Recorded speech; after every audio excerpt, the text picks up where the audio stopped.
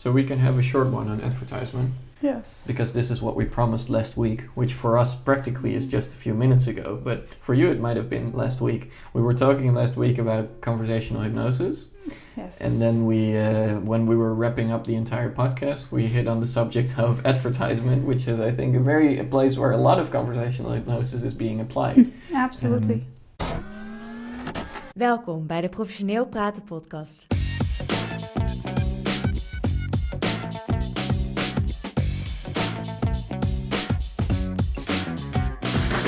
So let's maybe chat a little bit about best practice and maybe worst practice. I've got a few examples, I think, and maybe you've got a few too. So I guess we're kind of assuming that when you're listening to this, you have some understanding of what conversational hypnosis is. If you don't, please first listen to the podcast of last week.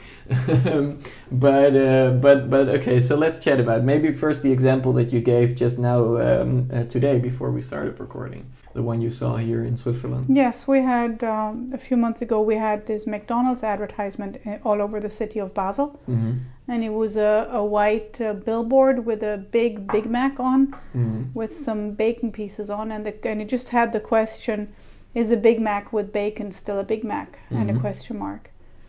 And then Gwen told me very pissed off, "Oh, I just saw this advertisement of McDonald's. They're so manipulative." Yeah. So do tell the lovely audience, like, what is very manipulative about that ad? I think we went on that the last podcast, the yes sets. Even though it's very basic, but if you use it skilled, it works really well. Yeah. And so how is that a yes set? So the question was again? Is a Big Mac with bacon still a Big Mac? Right.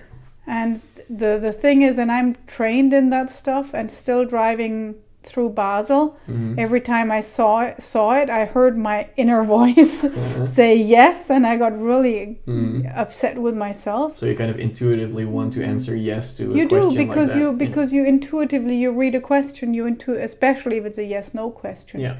You just automatically answer it. Yeah. And then you're looking at the thingy that they sell and thinking in your head, ooh, yes. Yes, exactly. So you're basically saying yes to the Big Mac, especially since just shortly afterwards they had some other promotion for just replacing that one. Yeah.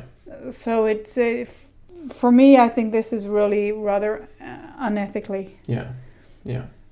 And another one I encountered that was for a L'Oreal cream where they use, I think, 3 of the 5 Robert Cialdini steps just in the last 30 seconds of the advertisement. It's, if you like to learn about those kind of influential things, we'll link a video next to this one. So if you like to learn more about those influence things, we'll link a video about, this is a researcher, Robert Cialdini. He's from the States, right?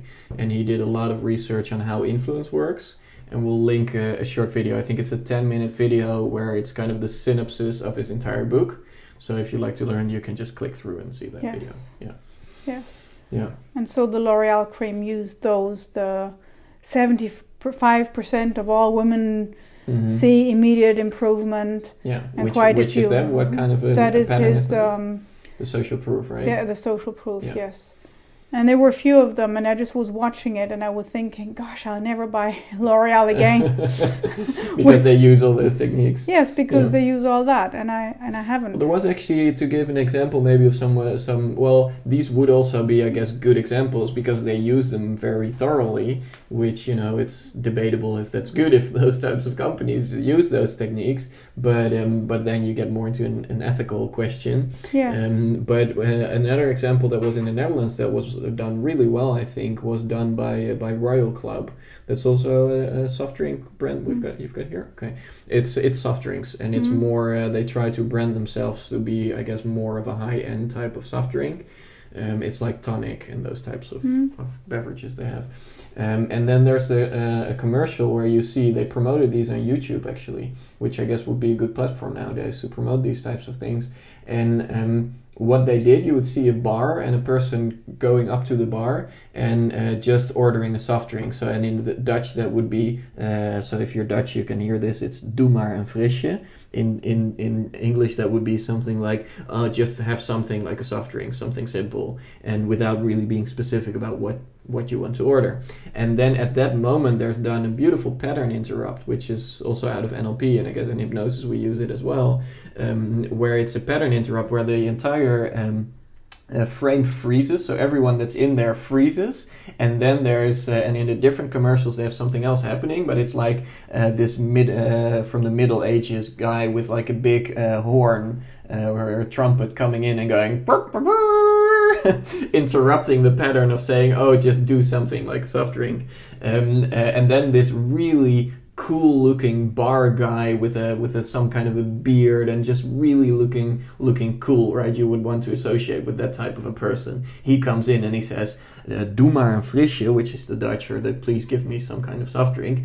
We don't want to hear that as bar people. We want you to make up your own mind. And the moment that he says make up your own mind or decide for yourself, then comes in the picture of the Royal Club drink in just beautifully timed at that moment with some sound effects in there. Yes. And I think in that way It's commercials cool. start to be so good at programming minds. Yes. That they get all of those things on board. I mean, this is Yes. an let's say an NLP-proof commercial. Yes, absolutely. Yes. It's still selling sugar water basically, but it's doing Yes. it well. Yes, I've come across that with a big German detergent washing powder brand that just used the voice patterns that you mentioned in the other video, Yeah. and they just used it in. It's hard to translate, but Sure. it basically has the embedded command that you just love their detergent. Yeah. And they used it's perfectly done, it's perfectly executed, Yeah. but still for me using that kind of things in commercial is... Yeah. Well, and then so yeah. And it's not just like cool and fun like the one you Yeah. described.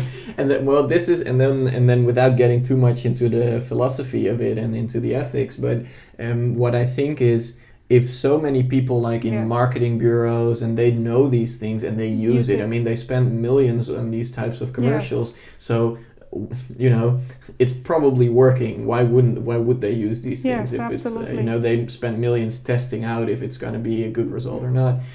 What I think is what I would rather do than kind of forbidding them to use of it course, yes. is teach the rest of us Absolutely. how this works. Absolutely, And, yes. Yeah. That you look at the commercial and you think, I'll never buy it again because it's so mean. Yes, Yeah, absolutely. exactly. That's a good. Or I'll make up my own mind. Is a Big Mac with bacon still a Big Mac? No, it's not even a burger. If you have it for 3 years, it's still like carton.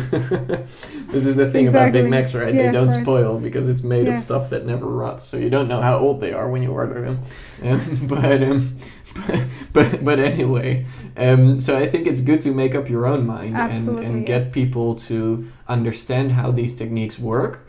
And this is something that I'm very passionate about. As you know, I do a lot in the corporate world and with companies and with people working in companies, where I think there's so many companies and people within those companies that do a great job. And you know, they're good leaders or they produce these wonderful products.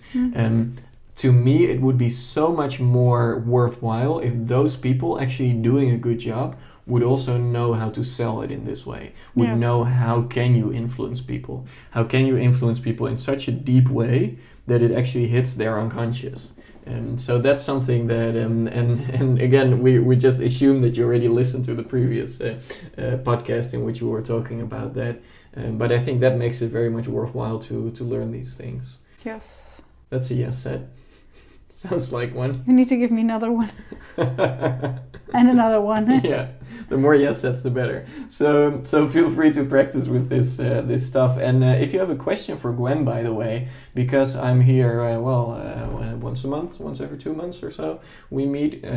Feel free to send me an email and I'll ask her. So if there's any specific questions you've got about hypnosis, I might just forward the email and then she can reply to you, or I might just ask it in the next podcast. We'll find out. So feel free to also ask Gwen stuff if you like. Yes.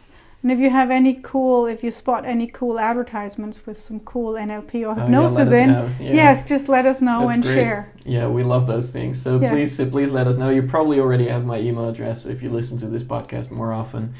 But if you don't, here it is again. That's contact@gelukcommunicaties.com. Dus contact@gelukcommunicaties.com. podcast.com. So feel free to share. Thank you very much again, Gwen, for sharing. Thank you.